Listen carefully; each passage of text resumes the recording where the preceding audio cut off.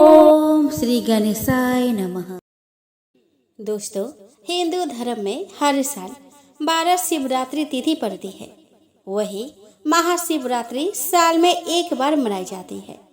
मासिक शिवरात्रि हर महीने कृष्ण पक्ष की चतुर्दशी तिथि पर मनाई जाती है। इन शिवरात्रियों में महाशिवरात्रि और श्रावण शिवरात्रि का बहुत महत्व माना गया है। आज 23 जुलाई को श्रावण शिवरात्रि मनाई जा रही है। श्रावण शिवरात्रि पर भगवान शिव और माता पार्वती की पूजा करना मंगलमय होता है। इस दिन भगवान शिव का अभिषेक करना उत्तम फलदायी माना जाता है।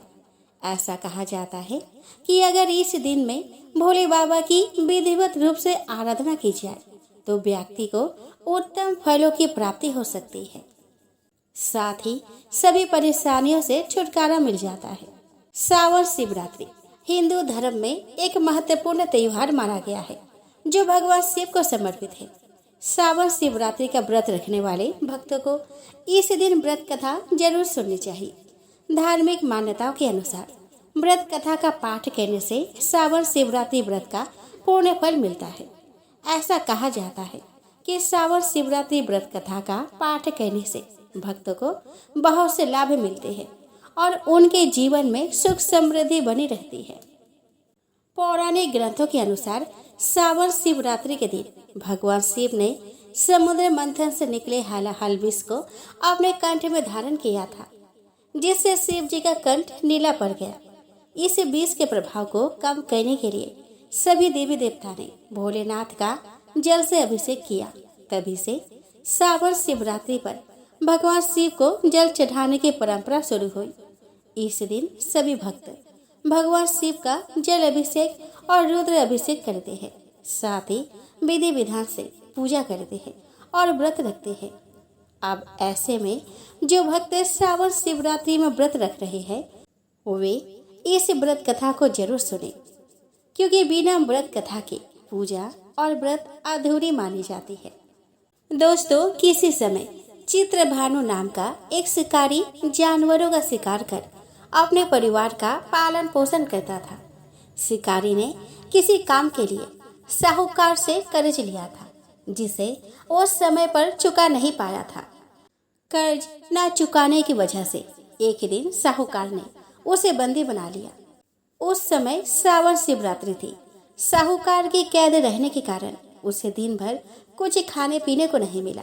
शाम को साहूकार ने एक दिन में कर्ज चुकाने का समय देकर उसे छोड़ दिया। चित्रभानु रात को शिकार करने निकला। शिकार के लिए वह छिपकर एक बिल्व वृक्ष के ऊपर चढ़कर बैठ गया। उस पेड़ के नीचे शिवलिंग स्थापित था। वृक्ष पर चढ़ने से बिल्व पत्र शिवलिंग पर अर्पित हो गए, जिससे अनजाने में ही उसे महादेव की पूजा हो गई। थोड़ी देर बाद वहां से एक गर्भवती हिरनी निकली। शिकारी ने जैसे ही उसे मारने के लिए बाण अपने धनुष पर चढ़ाया, फिर से बिल्वपत्र शिवलिंग पर चढ़ गए।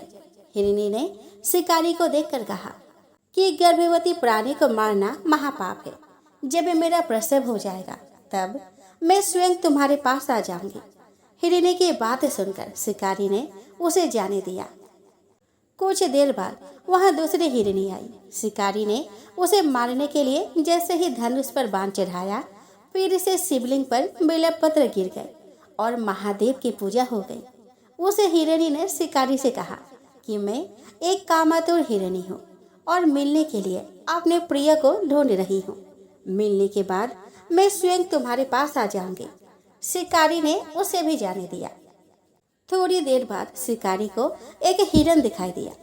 फिर से वही सब हुआ और शिवलिंग की पूजा हो गई। हिरन ने शिकारी को देखकर कहा कि मैं अपनों से मिलने जा रहा हूँ। इसके बाद मैं स्वयं तुम्हारे पास आ जाऊंगा। हिरन की बात सुनकर शिकारी ने उसे भी जाने दिया। अगली सुबह दोनों हिरनी और हिरन शिकारी के पास पहुंचे। उनके साथ एक नवजात शिशु भी था। उस दिन अनजाने में ही शिकारी से श्रावण शिवरात्रि का व्रत और पूजा हो गई, जिससे उसका मन निर्मल हो गया और उसने उस दिन से शिकार करना छोड़ दिया। शिव जी की कृपा से उसने अन्य काम करके साहूकार का कर्ज भी चुका दिया। इस तरह जो श्रावण शिवरात्रि का व्रत करता है उस पर भगवान शिव की कृपा हमेशा बनी रहती है। दोस्तों, काम्पिल्य नगर में सोमयाग करने वाला कुल में उत्पन्न यज्ञ विद्या विशारद यज्ञदत्त नामक एक दीक्षित ब्राह्मण था। वह वेद वेदांग का ज्ञाता, प्रबुद्ध, वेदांत आदि में दक्ष, अनेक राजाओं से सम्मानित, परम उदार और यशस्वी था। वह अग्निहोत्र आदि कर्मों में सदैव संलग्न रहने वाला, विद्या अध्ययन परायण, सुंदर रमणीय अंगों वाला तथा चंद्रबिंब के समान आकृति वाला था। इस दीक्षित ब्राह्मण के गुरुनिधि नामक एक पुत्र था। उपनयन संस्कार हो जाने के बाद उसने 8 विद्याओं का भली भांति अध्ययन किया, किंतु पिता के अनजान में वह ध्रुत कर्म में प्रवृत्त हो गया। उसने अपनी माता के पास से बहुत सा धन ले लेकर जुआरियों को सौंप दिया और उनसे मित्रता कर ली। वह ब्राह्मण के लिए अपेक्षित आचार विचार से रहित, संध्या स्नान आदि कर्मों से परांग मुक्त, वेद शास्त्र आदि का निंदक, देवताओं और ब्राह्मणों का अपमान करने वाला और स्मृताचार विचार से रहित होकर गाने बजाने में आनंद लेने लगा। उसने नटों, पाखंडियों और भांडों से प्रेम संबंध स्थापित कर लिया। माता के द्वारा प्रेरित किए जाने पर भी वह पिता के समीप कभी नहीं गया।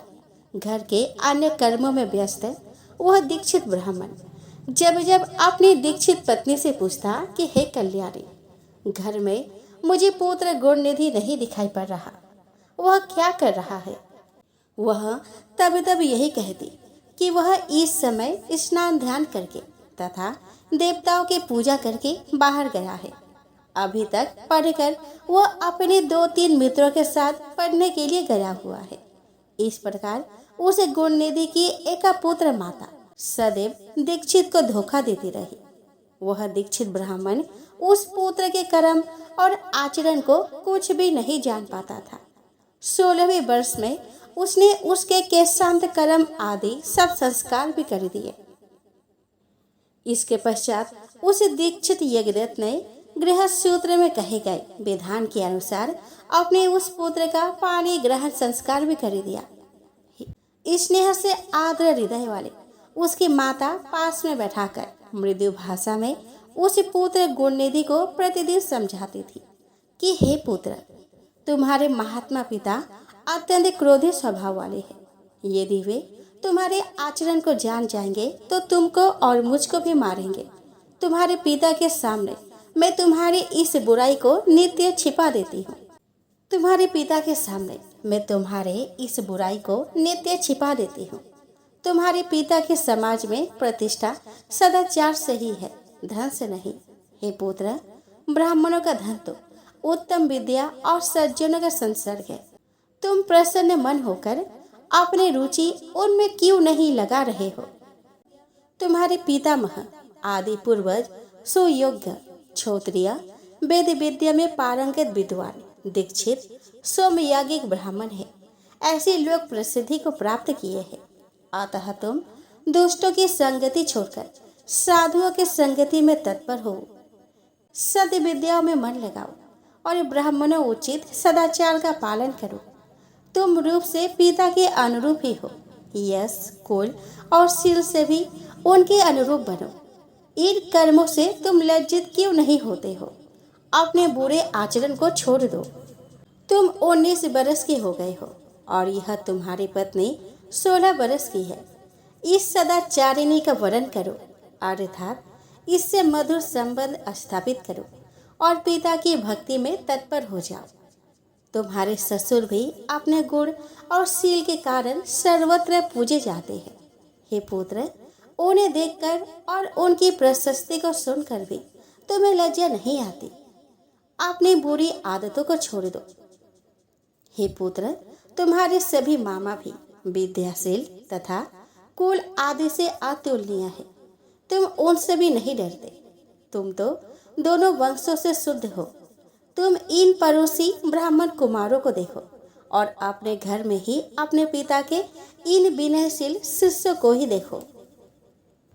हे पुत्र, राजा भी जब तुम्हारे इस दुष्ट आचरण को सुनेंगे तो तुम्हारे पिता के प्रति अपनी श्रद्धा त्याग कर उनकी वृत्ति भी समाप्त कर देंगे। अभी तो लोग यह कह रहे हैं कि यह लड़कपन की दुष्चेष्टा है। इसके पश्चात वे प्राप्त हुए प्रतिष्ठित दीक्षित की उपाधि भी छीन लेंगे। सभी लोग तुम्हारे पिता को और मुझको भी दुष्ट वचनों से धिक्कारेंगे और कहेंगे कि इसकी माता दुष्चरित्रा है, क्योंकि माता के चरित्र को ही पुत्र धारण करता है। तुम्हारे पिता पापी नहीं है, वे तो श्रुति स्मृतियों के पथ पर अनुगमन करने वाले हैं। उन्हीं के चरणों में मेरा मन लगा रहता है, जिसके साक्षी भगवान सदाशिव है। मैंने ऋतु समय में किसी दुष्ट का मुख भी नहीं देखा जिसका तुम्हारे ऊपर प्रभाव पड़ गया हो। अरे वह विधाता ही बलवान है, जिसके कारण तुम्हारे जैसा पुत्र उत्पन्न हुआ। माता के द्वारा इस प्रकार हर समय समझाए जाने पर भी उस अत्यंत दुष्ट बुद्धि वाले ने अपने उस दुष्कर्म का परित्याग नहीं किया, क्योंकि व्यसन प्राप्त प्राणी दुर्बोध होता है। मृगीय शिकार, मद, पेय शून्य, चुगली और सत्य भाषण, चोरी, धूत और वेश्यागमन आदि इन व्यसनों से कौन खंडित नहीं हो जाता है। वह दुष्ट जो संदूक, वस्त्र आदि वस्तुओं को घर में देखता, उन वस्तुओं को ले जाकर जुआरियों को सौंप देता था। एक बार घर में पिता के हाथ की रत्न जटित अंगूठी रखी हुई थी। उसे चुरा करके उसने किसी जुआरी के हाथ में दे दिया। संजोग से दीक्षित ने किसी जुआरी के हाथ में उस अंगूठी को देख लिया और उससे पूछा कि तुम्हें यह अंगूठी कहाँ से प्राप्त हुई। उस दीक्षित के द्वारा बार बार कठोरता से पूछे जाने पर उस जुआरी ने कहा कि हे ब्राह्मण, आप जोर जोर से मुझ पर क्यों आक्षेप कर रहे हैं? क्या मैंने इसे चोरी से प्राप्त किया है? आपके पुत्र ने ही मुद्रा लेकर इसको मुझे दिया है। इसके पहले भी मेरे द्वारा जुए में जीत लिए जाने पर उसने अपनी माता की साड़ी भी चुराकर मुझे दी थी। उसने मात्र मुझको ही यह अंगूठी नहीं दी है, अपितु अन्य जुआरियों को भी उसने बहुत सा धन दिया है। रत्नों की संदूक, रेशमी वस्त्र, सोने की झाड़ी आदि वस्तुएं, अच्छे अच्छे कांसे और तांबे के पात्र भी उसने दिए हैं। जुआरी लोग उसे प्रतिदिन नग्न करके बांधते रहते हैं। इस भूमंडल पर उसके समान कोई दूसरा जुआरी नहीं है। हे विप्र, आज तक आप जुआरियों में अग्रणी और अविनय तथा अनीति में प्रवीण अपने पुत्र को क्यों जान नहीं सके? ऐसा सुनकर लज्जा के भार से उस ब्राह्मण का सिर झुक गया। अपने सिर को वस्त्र से ढककर वह अपने घर चला गया। तदंतर वह स्रोत कर्म परायण दीक्षित यज्ञदत्त अपने महान प्रतिव्रता पत्नी से कहने लगा। यज्ञदत्त बोला कि हे दीक्षित आयन, धूर्त पुत्र गुणनिधि कहाँ है? कहीं भी बैठा हो, उससे क्या लाभ है? वह मेरी सुंदर सी अंगूठी कहाँ है? तुमने मेरे शरीर में तेल, उपटन आदि लगाने के समय मेरी अंगुली से जिसको निकाल लिया था, उस रत्न जड़ित अंगूठी को लाकर शीघ्र ही मुझे दे दो। उसके इस वचन को सुनकर वो दीक्षिताइन भयभीत हो उठी और बोली कि इस समय मैं मध्याह्न काल की स्नान क्रिया को संपन्न कर रही हूँ। देव पूजा के लिए अर्पित की जाने वाली सामग्रियों को एकत्रित करने में व्याकुल हूँ। हे अतिथि प्रिय, यह अतिथियों का समय कहीं अतिक्रम न कर जाए, इसीलिए मैं भोजन बनाने में व्यस्त हूँ। मैंने किसी पात्र में अंगूठी को रख दिया है, अभी याद नहीं आ रहा है। दीक्षित बोला कि अरे दुष्ट पुत्र को उत्पन्न करने वाली, हे सदा सच बोलने वाली, मैंने जब जब तुझसे यह पूछा कि पुत्र कहाँ गया है, तब तब तूने यही कहा कि हे नाथ, अभी पढ़कर वह अपने 2-3 मित्रों के साथ पुनः पढ़ने के लिए बाहर चला गया है। हे पत्नी, तुम्हारी इस मंजीठी रंग की साड़ी कहाँ है जिसको मैंने तुम्हें दिया था, जो घर में रोज टंगी रहती थी? सच सच बताओ, डरो मत। मणिजटित वह सोने की झाड़ी भी इस समय नहीं दिखाई दे रही है और ना तो वह रेशमी त्रिपटी दुपट्टा ही दिखाई दे रहा है जिसको रखने के लिए तुम्हें मैंने दिया था। दक्षिण देश में बनने वाला वह कांसे का पात्र और गौड़ देश में बनने वाले वो तांबे की घंटी कहाँ है? हाथी दांत से बनी हुई वो सुख देने वाली मचिया कहाँ है? पर्वतीय क्षेत्र में पाई जाने वाली चंद्रकांत मणि के समान अद्भुत हाथ में दीपक लिए वो श्रृंगार युक्त साल भंजिका कहाँ है? अरे आदि कहने से लाभ ही क्या? हे कुलजय, मैं तुझ पर व्यर्थी क्रोध कर रहा हूँ। आप तो मेरा भोजन तभी होगा जब मैं दूसरा विवाह कर लूंगा। कुल को दूषित करने वाले उस दुष्ट के रहते हुए भी अब मैं निसंतान हूँ। उठो और जल लाओ, मैं उसे तिलांजलि देता हूँ। कुल को कलंकित करने वाले कुपुत्र की अपेक्षा मनुष्य का पुत्रहीन होना श्रेयस्कर है। कुल की भलाई के लिए एक का परित्याग कर देना चाहिए, यह सनातन नियम है। तदंतर उस दीक्षित ब्राह्मण ने स्नान करके अपने नित्य क्रिया संपन्न करके उसी दिन किसी क्षत्रिय ब्राह्मण की कन्या को प्राप्त करके उसके साथ विवाह कर लिया। उन्हीं वृतांत को सुनकर वह दीक्षित पुत्र अपने भाग्य की निंदा करके किसी दिशा को देखकर अपने घर से चल पड़ा। कुछ काल तक चलने के पश्चात वह यज्ञदत्त पुत्र दुष्ट गुणनिधि थके जाने के कारण उत्साहहीन होकर वही रुक गया। वह बहुत बड़ी चिंता में पड़ गया कि अभी मैं क्या करूं, कहाँ जाऊं। मैंने विद्या का अभ्यास भी नहीं किया और ना तो मेरे पास अत्यधिक धन ही है। दूसरे देश में तत्काल सुख तो उसी को प्राप्त होता है जिसके पास धन रहता है। यद्यपि धन रहने पर चोर से भय होता है, किंतु यह विघ्न सर्वत्र उत्पन्न हो सकता है। अरे याजक के कुल में जन्म होने पर भी मुझ में इतना बड़ा दुर्व्यसन कैसे आ गया? यह आश्चर्य है, किंतु भाग्य बड़ा बलवान है। वही मनुष्य के भावी कर्म का अनुसंधान करता है। मैं भिक्षा मांगने के लिए नहीं जाता हूँ। मेरा यहाँ कोई परिचित भी नहीं है और न मेरे पास कुछ धन ही है। मेरे लिए कोई शरण तो होनी ही चाहिए। सदैव सूर्योदय होने के पूर्व ही मेरी माता मुझे मधुर भोजन देती थी।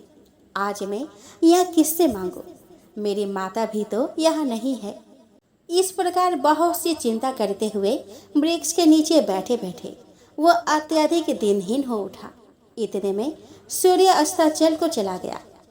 इसी समय कोई शिव भक्त मनुष्य अनेक प्रकार के परम दिव्य पूजा सामग्री को लेकर शिवरात्रि के दिन उपवास पूर्वक महेश्वर की पूजा करने के लिए अपने परिवार जनों के साथ नगर से बाहर निकला। शिव जी में रत चित्त वाले उस भक्त ने शिवालय में प्रवेश करके सावधान मन से यथोचित रूप से शंकर की पूजा की। भगवान शिव के लिए लगाए गए नैवेद्य के पकवानों की गंध को सुनकर पिता के द्वारा परित्यक्त, मात्रहीन तथा भूख से व्याकुल यज्ञदत्त का पुत्र वह ब्राह्मण गुणनिधि उसके पास पहुंचा। उसने सोचा कि यह सभी शिव भक्त जब रात्रि में सो जाएंगे तब मैं शिव पर चढ़ाए गए उस विविध नैवेद्य को भाग्यवश प्राप्त करूंगा। ऐसी आशा करके वह भगवान शंकर के द्वार पर बैठ गया। उसने सोचा कि यह सभी शिव भक्त जब रात्रि में सो जाएंगे तब मैं शिव पर चढ़ाए गए उस विविध नैवेद्य को भाग्यवश प्राप्त करूंगा। ऐसी आशा करके वह भगवान शंकर के द्वार पर बैठ गया और उस भक्त के द्वारा की गई महापूजा को देखने लगा। भक्त लोग जिस समय भगवान शिव के सामने नृत्य गीत आदि करके सो गए, उसी समय वह नैवेद्य को लेने के लिए भगवान शिव के मंदिर में घुस गया। वहां पर जल रहे दीपक के प्रकाश को मंद देखकर पकवानों को देखने के लिए अपने उत्तरीय वस्त्र को फाड़ करके बत्ती बनाकर दीपक को प्रकाशित कर यज्ञदत्त के उस पुत्र ने आदर पूर्वक शिव के लिए लगाए गए बहुत से पकवानों के नैवेद्य को एकाएक सहस्र उठा लिया।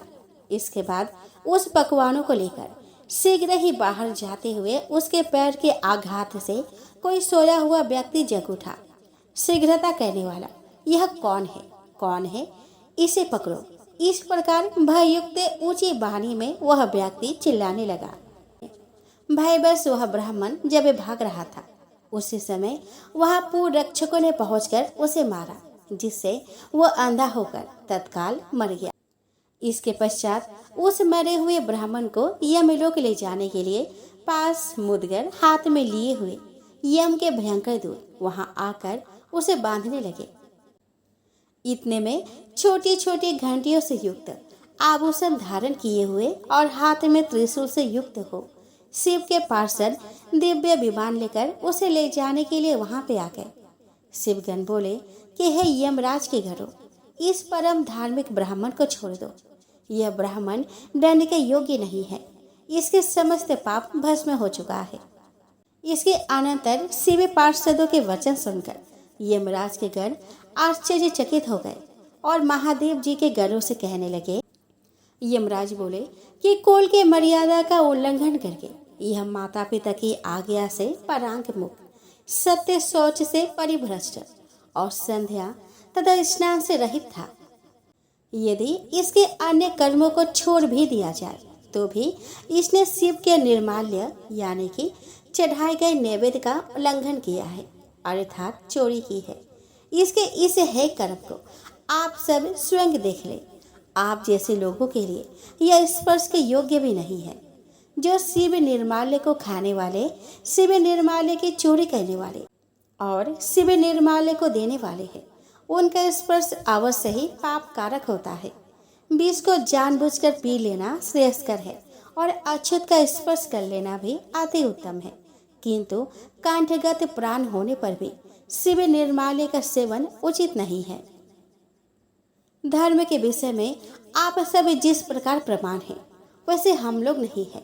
हे शिवगण सुनिए, यदि इसमें धर्म का लेश मात्र भी हो तो हम सब उसे सुनना चाहते हैं। यम के दूत की इस बात को सुनकर शिव के पार्षद भगवान शिव के चरण कमल का स्मरण करके कहने लगे कि हे यम किंकरो, जो सूक्ष्म शिव धर्म है, जिन्हें सूक्ष्म दृष्टि वाले ही जान सकते हैं, उन्हें आप सदृश स्थूल दृष्टि वाले कैसे जान सकते हैं। हे यमदूतों, पाप रहित इस यज्ञदत्त पुत्र ने यहाँ पर जो पुण्य कर्म किया है उसे सावधान होकर सुनो। इसने शिवलिंग के शिखर पर पड़ रही दीपक की छाया को दूर किया और अपने उत्तरीय वस्त्र को फाड़कर उससे दीपक की वर्तिका बनाई और फिर उससे दीपक को पुनः जलाकर उसे रात्रि में शिव के लिए प्रकाश किया। हे किंकरो, इसने उस कर्म के अतिरिक्त अन्य भी पुण्य कर्म किया है। शिव पूजा के प्रसंग में इसने शिव के नामों का श्रवण किया और स्वयं उनके नामों का उच्चारण भी किया है। भक्त के द्वारा विधिवत की जा रही पूजा को इसने उपवास रखकर बड़े ही मन योग से देखा है। अतः इन पुण्य के प्रभाव से यह आज ही हम लोगों के साथ शिव लोक को जाएगा। वह शिव का अनुगामी बनकर यह कुछ समय तक उत्तम भोगों का उपभोग करेगा। तत्पश्चात अपने पाप रूपी मैल को धोकर यह कलिंग देश का राजा बनेगा, क्योंकि यह श्रेष्ठ ब्राह्मण निश्चित ही शिव का प्रिय हो गया है। हे यमदूतों, अब इसके विषय में कुछ कहने की आवश्यकता ही नहीं है। तुम लोग जैसे आए हो वैसे ही अति प्रसन्न मन से अपने लोक को चले जाओ। इन वाक्यों को सुनकर परांग मुख हुए समस्त यमदूत अपने लोक को लौट गए। इस प्रकार शिव पार्षदों ने यमदूतों से उस ब्राह्मण को छुड़ाया और वह पवित्र मन से युक्त होकर शीघ्र ही उन शिव गरुड़ के साथ शिव लोक को चला गया। वहां पर सभी सुख भोगों का उपभोग करके तथा भगवान सदाशिव एवं पार्वती की सेवा करके वह दूसरे जन्म में कलिंग देश के राजा अरिंदम का पुत्र हुआ।